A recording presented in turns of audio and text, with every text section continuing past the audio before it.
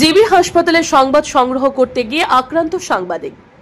ত্রিপুরার প্রধান রেফারেল হাসপাতাল জিবি হাসপাতালের সংবাদ সংগ্রহ করতে গিয়ে আক্রান্ত হলেন সাংবাদিক ভূপাল চক্রবর্তী। ঘটনাটি ঘটেছে হাসপাতালের অভ্যন্তরে অবস্থিত রোগী কল্যাণ সমিতির ঔষধের দোকানে। সরকারি জমিতে স্থাপিত ওই ঔষধের দোকানটি মূলত রোগীরা যাতে বাজার দরের তুলনায় কম দামে ওষুধ পায় সেই উদ্দেশ্যে খোলা হয়েছিল।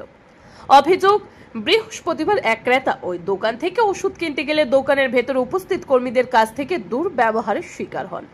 ঘটনাস্থলে উপস্থিত থাকা বিষয়টি কভার করতে যান সাংবাদিক ভূপাল চক্রবর্তী।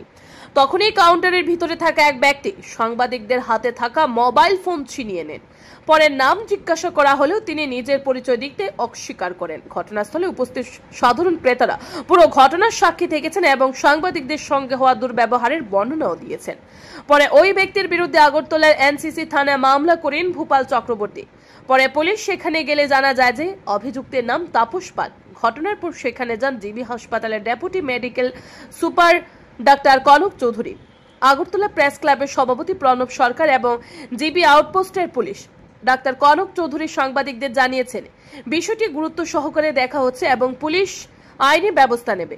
এই ঘটনায় সাংবাদিক মহলে তীব্র ক্ষোভের সৃষ্টি হয়েছে। হাসপাতালের মতো সংবেদনশীল জায়গায় সংবাদ সংগ্রহ করতে গিয়ে সাংবাদিকদের উপর হামলা ও মোবাইল ছিনতাইয়ের ঘটনা সাংবাদিকদের নিরাপত্তা নিয়ে নতুন প্রশ্ন তুলেছে। Bureau report, R E. ধর্মনগর। ওষুধটা আমি নিয়ে আসি দাদামু, তো তারা কইছে আছে কইছে আমার দাঁড়া করাইছে, তো আমি ঠিক আছে দাঁড়াইছি। আবার এরকম কইছে যে লোক আছে একটু পরে দিব, আমি আচ্ছা ঠিক আছে। তো দাঁড়াইলাম, তো কিছুক্ষণ পরে তাই ওষুধটা বাইক করছে, বাইক করে সেটা কইতেছে 68 টাকা দিতাম। তো আমি কে 68 টাকা দেবো, আমি কইছি 67 টাকা 81 পয়সা আছে কেন, আপনারা পারলে একটু কম রাখেন, কম তো রাখতেই পারেন। হ্যাঁ, আমি 65 টাকা দিয়ে দিই। তো তাই না কইছে না, এটা রেট যা আছে তাই দিতে দিব। তা হ্যাঁ, আমি ঠিক আছে তাহলে 67 টাকা 81 পয়সা আমি দিয়ে দেবো, ক্যাশ দিয়ে দেবো। তো না, অনলাইন দিতে দিব। আচ্ছা ঠিক আছে, আমি অনলাইনে দেবো।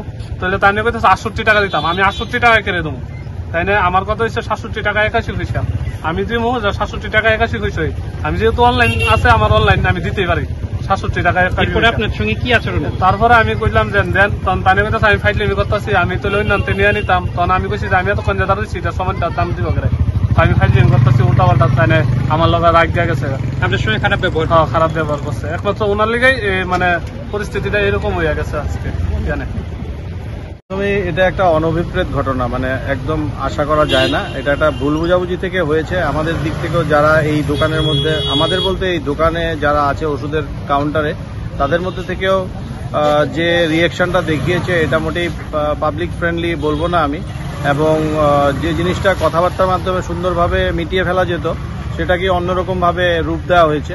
তো সেই ক্ষেত্রে সাংবাদিকরা যারা এসছেন, আমাদের প্রণব সরকার দাদা আছেন, আপনারা যারা আছেন, তারা এখানে এসছেন এবং এর প্রতিবাদ করেছেন। পুলিশকেও জানানো হয়েছে, যেটা সিস্টেম এটাই এরকমভাবে করা উচিত। উত্তেজনা তৈরি না করে জিনিসটা আইনগতভাবে এগিয়ে যাওয়াই সঠিক। এবং আমরা এটার আশা করছি এর শান্তিপূর্ণ সমাধান হয়ে যাবে এবং ভুল বোঝাবুঝি হবে না। এবং আশা করি আমরা সুন্দরভাবে যে ভুল ত্রুটি